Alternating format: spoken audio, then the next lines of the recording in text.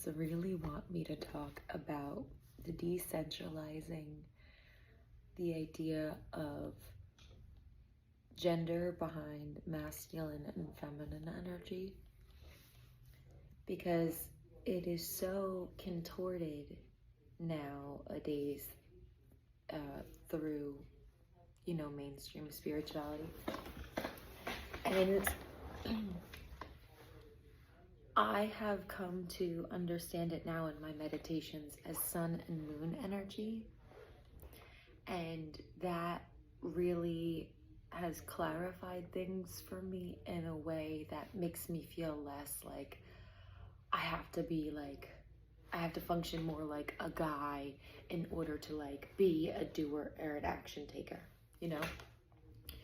or I have to be more like freaking like I'm a stay-at-home mom, okay? And that idea alone, people already make me hyper feminine because of just that idea. They're like, oh, well, you must be taking care of and all that stuff. Okay, yes, and I'm also taking care of children. I don't know. I have just resonated way less with the idea with the terms masculine and feminine energy, and I have now started to acclimate myself to sun and moon energy.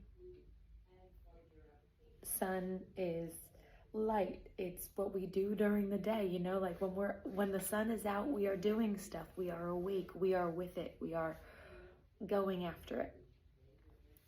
But at night we need rest, but at night also the moon changes every night, so everything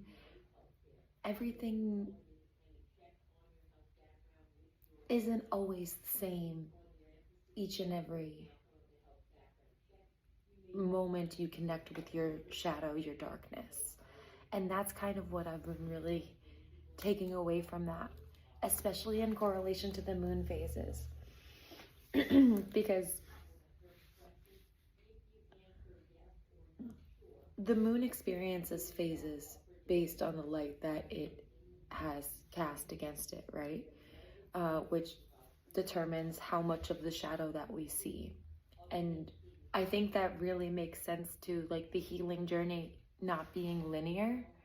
And there are moments where you're going to feel like things are harder and things are more intense, like on a full moon, or things are more hopeful and you're more prepared for new beginnings, like on a new moon. And that is your moon side, is your association with how you feel about your wounds, essentially. And your sun energy is how you feel about the actions that you're taking. I don't know. This just feels so much more, it makes so much more sense to me than being told masculine and feminine energy. So in a meditation, I that's what I saw. It was yin yang, and then it was sun moon, kind of as an upside down triangle.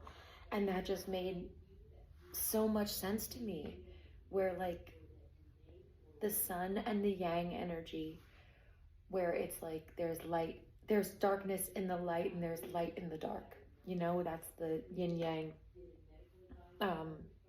balance. And that being correlated with the moon and the sun,